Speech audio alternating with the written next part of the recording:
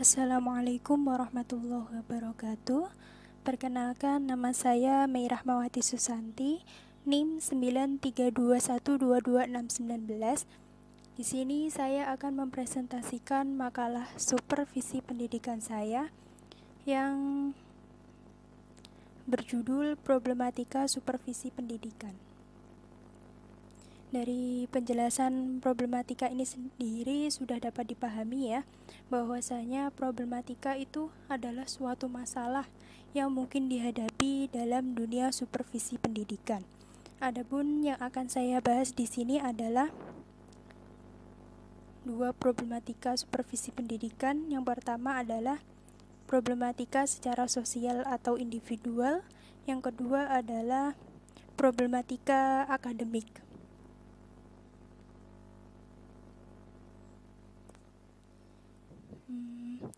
Yang pertama, problem sosial atau individual.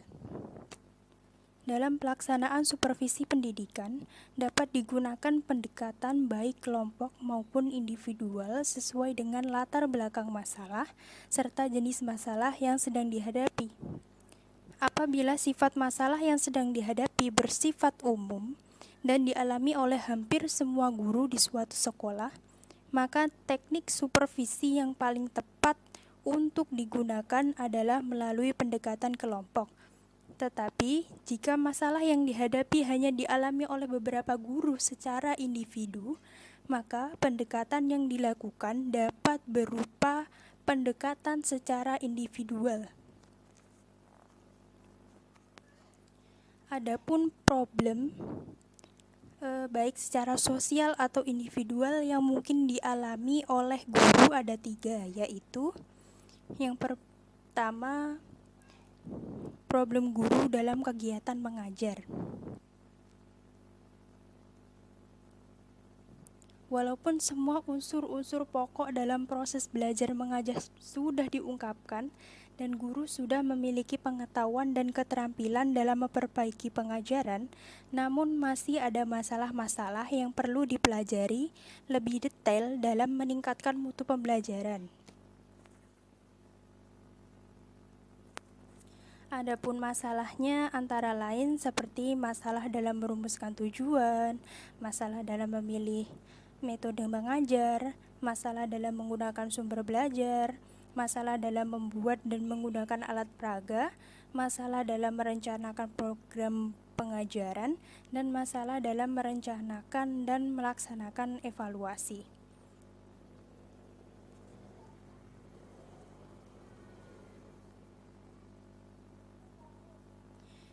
Yang akan kita bahas pertama ini adalah masalah dalam merumuskan tujuan tadi yang pertama. Adapun tujuan dari pembelajaran bukan hanya sekedar kata-kata yang indah, tetapi harus mencakup pokok-pokok ideal pandangan hidup masyarakat. Terkadang, guru masih mengajar hanya melihat materi yang ada di dalam buku paket. Ada juga guru yang belum bisa merumuskan tujuan pembelajaran, sehingga rumusan tujuan pembelajaran yang dibuat tersebut atau yang dilaksanakan oleh guru tersebut terkesan bukan menjadi tujuan siswa, tetapi menjadi tujuan dari guru tersebut. Dengan adanya problem inilah, guru memerlukan bantuan supervisi. Yang kedua adalah masalah dalam memilih metode belajar. Dari pengertian metode ini sendiri adalah alat komunikasi antara guru dan murid pada waktu mengajar.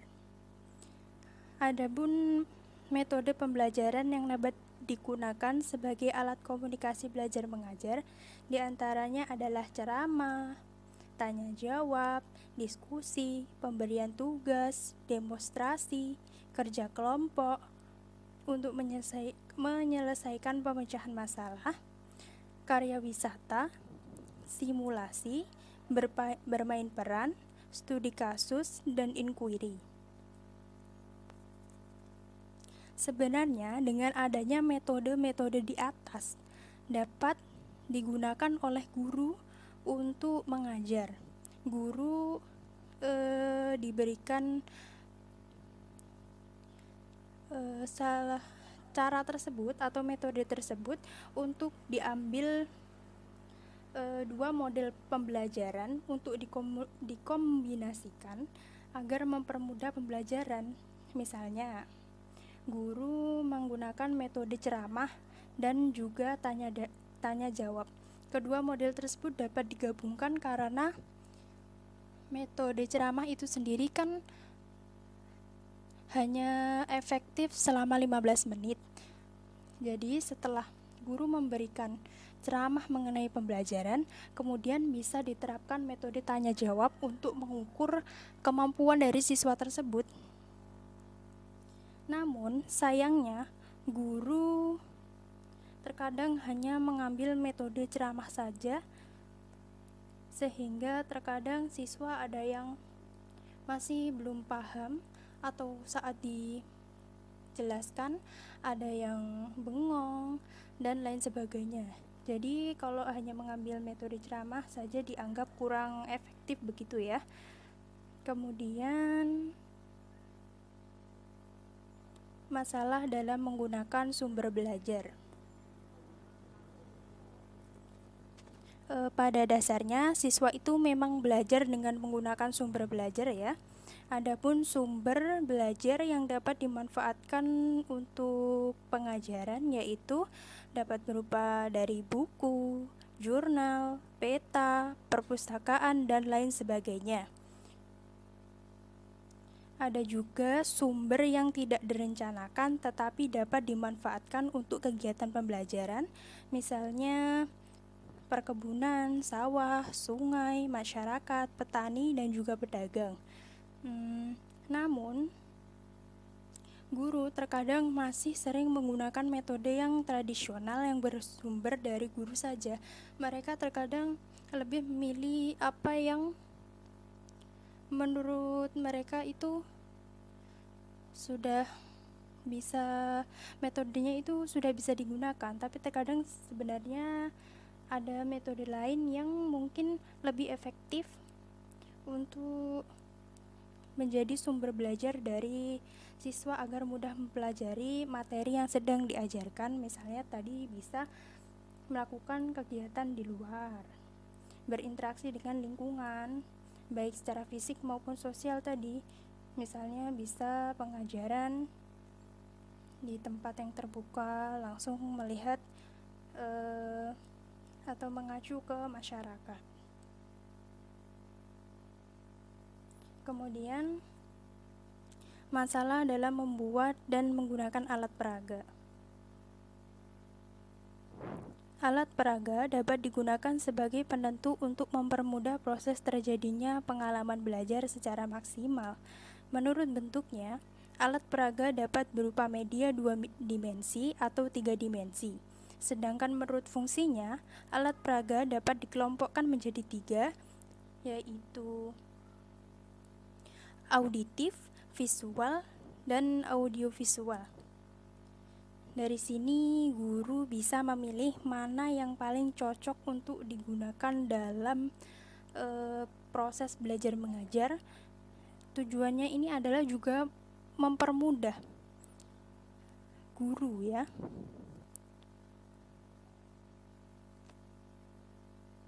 Kemudian masalah dalam merencanakan program kerja.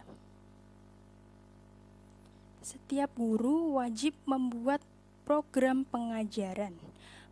Program pengajaran dapat disusun berdasarkan waktu pengajaran. Program pengajaran dan juga kurikulum ditulis dengan sistem dan format yang telah ditentukan sehingga mempermudah kepala sekolah dalam pengecekan dan penilaian. Selain itu, guru juga harus mengadakan evaluasi di setiap proses belajar mengajar siswa sehingga dapat mengetahui apakah pengajaran atau metode atau apapun itu sudah berhasil membuat siswanya paham begitu. Jadi guru di sini harus pandai-pandai ya merencanakan program kerja dan juga menentukan evaluasi apakah pengajaran yang sudah dilakukan itu berhasil diterima oleh siswanya. Yang kedua, problem guru dalam motivasi kerja. Peningkatan mutu pembelajaran dan profesionalisme guru dalam kinerjanya sangat berkaitan erat dengan keefektifan layanan supervisi. Maka dari itu, diharapkan supervisor mampu mendorong guru untuk meningkatkan kualitasnya dengan peningkatan motivasi kerja guru. Karena bagaimanapun motivasi kerja guru sangat berperan dalam meningkatkan kualitas dan profesionalitas guru dalam mengajar. Dengan adanya supervisi, guru seharusnya sadar dan meningkatkan kualitas kinerja mereka. Oleh karena itu, guru semestinya sangat terbuka dalam menerima supervisi. Namun, yang terjadi malah sebaliknya, yaitu guru menutup dirinya dan dari pelaksanaan supervisi ataupun bahkan guru takut dengan adanya supervisi tersebut. Baik, kemudian yang ketiga, problem guru dalam kepuasan kerja. Supervisi terhadap guru salah satu tujuannya adalah untuk membina dan membantu guru dalam mengatasi berbagai masalah yang ada. Selain itu, juga membantu guru dalam memberikan kepuasan terhadap masalah-masalah yang sedang dihadapinya dapat terpecahkan. Oleh karena itu, tugas seorang supervisor dan juga supervis atau guru adalah untuk saling bekerja sama sehingga kepuasan kerja itu dapat terwujud. Jadi yang pertama, masalah atau problemnya yaitu membantu guru-guru yang belum berpengalaman. Jadi tidak semua guru itu semuanya berpengalaman ya. Terkadang ada juga yang masih pemalu, canggung dalam bergaul dengan sesama guru dan juga tidak merasa aman dalam melaksanakan tugas. Mereka pasti berharap untuk mendapatkan pelayanan dari orang yang lebih berpengalaman. Adapun bantuan yang dapat dilakukan yaitu dengan cara membantu memecahkan problema atau masalah yang dihadapi guru tersebut dalam mengajar dan merencanakan tugas-tugas mengajar, kemudian membantu guru tersebut untuk mengenal murid-murid secara detail, kemudian mengantar guru baru tersebut ke dalam suasana pergaulan antar guru. Yang kedua adalah membantu guru yang bersedia menggantikan guru yang tidak hadir. Salah satu masalah ini ya yang sering dihadapi kepala sekolah ketika ada guru yang tidak bisa hadir pada jam pelajaran yang diampunya. Ada juga karena ada sebabnya bermacam-macam, misalnya sakit, ada tugas tambahan di luar sekolah, cuti hamil, dan lain sebagainya. Dari sinilah guru yang lain harus ada yang bersedia dan rela untuk mengisi kekosongan itu. Adapun sistem yang digunakan biasanya adalah sistem piket, guna menciptakan lingkungan sekolah yang menyediakan kenyamanan dan juga semua guru merasa saling tolong-menolong. Kemudian yang tiga adalah membantu guru-guru yang kurang efektif. Sebagaimana manusia pada umumnya, tentu setiap guru juga memiliki kelemahan tersendiri. Guru yang mempunyai kelemahan biasanya lebih condong menutup dirinya dan bersifat introvert. Adapun metode yang terbaik untuk membantu guru yang demikian adalah dengan meletakkan hubungan kemanusiaan yang baik menciptakan rasa saling percaya, saling mengakui, saling menghargai, dan saling bekerja sama. Kemudian keempat, membantu guru-guru yang superior. Yang dimaksud guru superior ini maksudnya adalah guru yang sangat berhasil dalam pelajarannya karena menggunakan cara mengajar yang sesuai dengan kepribadiannya atau mengajar dengan cara yang baik. Kemudian yang kelima, membantu guru yang mempunyai kelemahan pribadi. Adapun biasanya kelemahan dalam mengajar adalah kelemahan pada pribadi guru ya. Kelemahan tersebut biasanya tampak pada gangguan pada suara saat berkata-kata, misalnya menelan kata-kata, waktu bicara juga kurang jelas, suaranya atau terlalu lemah, atau malah terlalu cepat dan sebagainya. Kemudian juga kadang ada gangguan dalam gaya lahiriah dan inti pribadi. Misalnya berpakaian terlalu mencolok dan bersolek yang berlebihan atau bahkan terlalu cerewet, itu juga perlu dibantu. Kemudian ada juga gangguan watak dan pribadi, misalnya mudah tersinggung, terlalu peka, tidak percaya diri, dan mudah salah pengertian. Nah, itu juga perlu dibantu agar kelemahan-kelemahan tersebut bisa tertutupi. Kemudian yang keenam, membantu guru-guru yang kurang rajin. Terkadang guru juga sering menunjukkan kemalasan karena tidak adanya penghargaan dari kepala sekolah terhadap pekerjaan yang dilakukan. Kemudian juga apabila tidak diikutkan dalam segala kegiatan di sekolah, kemudian tidak ada kepercayaan dari pemimpin sekolah, kemudian tidak mendapatkan perlakuan yang layak dalam promosi.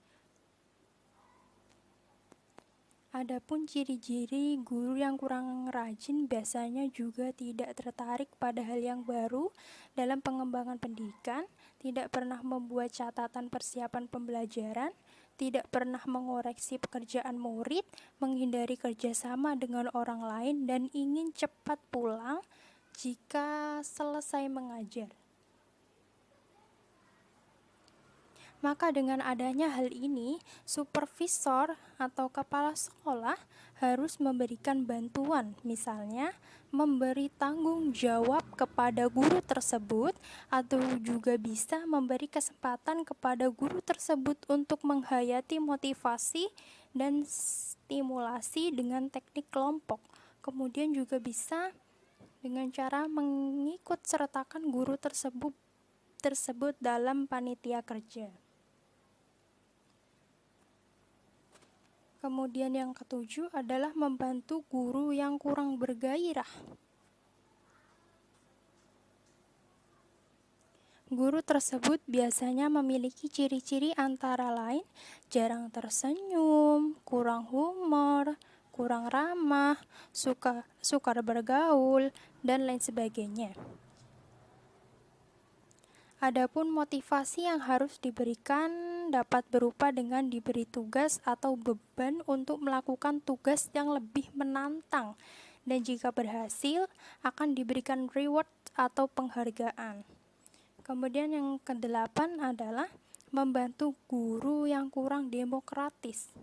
Adapun ciri dari guru tersebut yaitu suka menolak tanggung jawab bersama, kurang senang pada orang yang bebas mengeluarkan pendapat, dan lain sebagainya.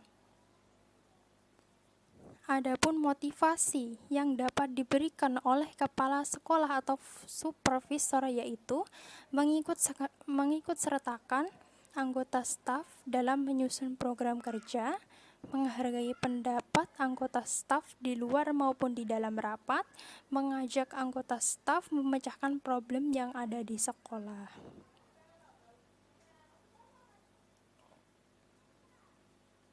Kemudian yang ke-9 adalah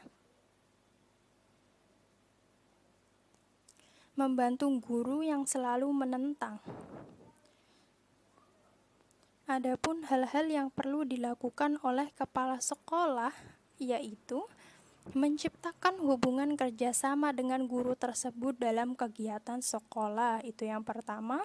Kemudian yang kedua, menciptakan suasana kerja sehingga orang atau guru tersebut merasa bahwa ia ikut menyumbangkan usaha ke arah perbaikan sekolah tersebut. Kemudian yang ke-10, membantu guru yang lama bekerja rutin. Kepala sekolah sebagai supervisor harus merubah cara menata guru. Mereka harus diberikan pengertian agar mereka mengalami perubahan dan profesinya tersebut terlalu berkembang. Kemudian yang ke-11, membantu guru yang menghadapi keruwetan dalam masalah disiplin. Terkadang guru ada kalanya yang mengalami kesulitan dalam melaksanakan disiplin kelas, bukan? Sehingga sering berlaku keras dan sering juga memarahi muridnya. Dan dari sini, murid juga biasanya kalau terlalu dimarahi maka juga akan balik menentang guru tersebut. Maka dengan adanya hal ini, kita dapat membantu berupa mengembalikan kewibawaan dan rasa saling percaya, memberikan tanggung jawab dan juga tugas melaksanakan sesuatu dengan bimbingan dan pembinaan yang baik atau bijaksana. Kemudian di sini saya akan membahas subbab yang kedua, yaitu problem akademik.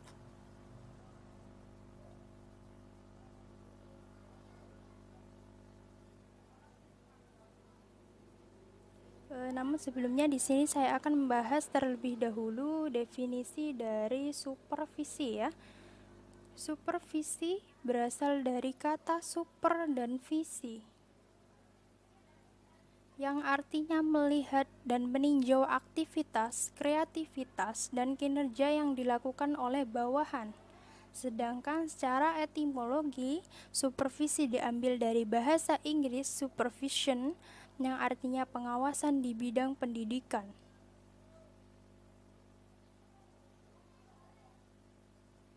Jadi dapat disimpulkan bahwa supervisi adalah usaha mengkoordinir dan mengelola aktivitas sekolah yang berkaitan dengan pembelajaran atau sebagai suatu usaha memberi layanan kepada guru, baik secara individual maupun secara kelompok, dalam usaha memperbaiki pengajaran. Secara teoretik, kepala sekolah diharapkan dapat melakukan supervisi terhadap guru. Namun, masih banyak kendala yang dihadapi sehingga pelaksanaan supervisi tersebut belum bisa terlaksana dengan baik. Kepala sekolah, baik suka maupun tidak suka, harus siap menghadapi problema dan kendala dalam melakukan supervisi pendidikan. Adapun kendala-kendala yang mungkin dialami oleh kepala sekolah yaitu yang pertama, kompleksitas tugas manajerial seorang kepala sekolah.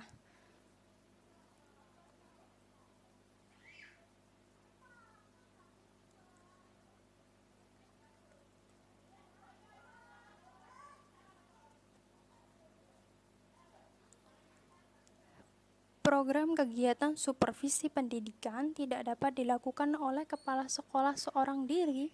Kompleksitas manajerial kepala sekolah mengakibatkan kepala sekolah tidak dapat menangani sendiri pelaksanaan supervisi pendidikan, khususnya supervisi yang lebih menekankan pada aspek pembelajaran.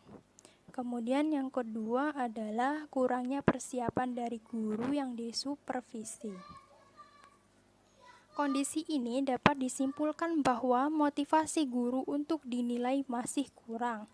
Hal tersebut dikarenakan masih melekatnya anggapan dari peran guru bahwa supervisi semata-mata hanya kegiatan untuk mencari kesalahan, padahal aslinya adalah supervisi berguna agar guru dapat memperbaiki sistem pendidikan agar dapat lebih baik lagi ke depannya. Kemudian yang ketiga, unsur subjektivitas guru supervisor dirasa masih tinggi. Unsur subjektivitas dari supervisor yang ditunjuk oleh kepala sekolah dirasa masih tinggi. Keadaan ini terjadi karena kegiatan supervisi pendidikan tidak langsung dilakukan oleh kepala sekolah, tetapi juga dapat dilakukan oleh guru yang dianggap telah senior oleh kepala sekolah. Kemudian yang keempat,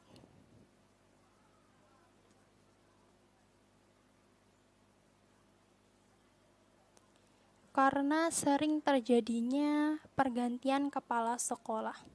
Dengan adanya hal ini, tentu saja dapat mengakibatkan jalannya pelaksanaan supervisi pendidikan menjadi tersendat-sendat, bukan? Atau juga kurang lancar dan dinilai kurang kontinu tentunya. Kemudian yang kelima, sarana dan prasarana yang terbatas. Tentunya setiap proses pembelajaran, belajar mengajar tentu berhubungan dengan sarana prasarana. Seorang guru pasti merasakan ketidaknyamanan dalam penyampaian materi pembelajaran jika sarana prasarana yang tersedia di dalam kelas itu masih kurang. Tentunya seperti itu ya.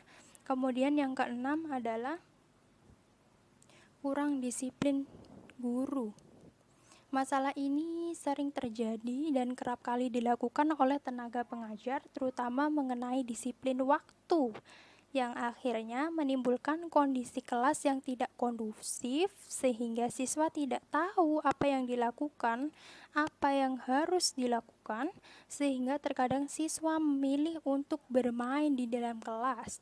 Ada juga yang tidur, ada juga yang keluar-keluar kelas. Jadi kedisiplinan guru sangat dituntut ya di sini. Kemudian yang ketujuh, masih kurangnya pengetahuan guru mengenai pengelolaan proses mengajar yang efektif.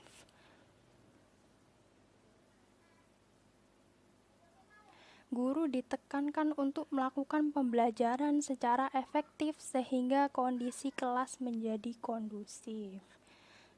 Mungkin seperti itu ya penjelasan saya mengenai problematika secara sosial atau individual dan juga problematika akademik yang dihadapi oleh supervisi pendidikan.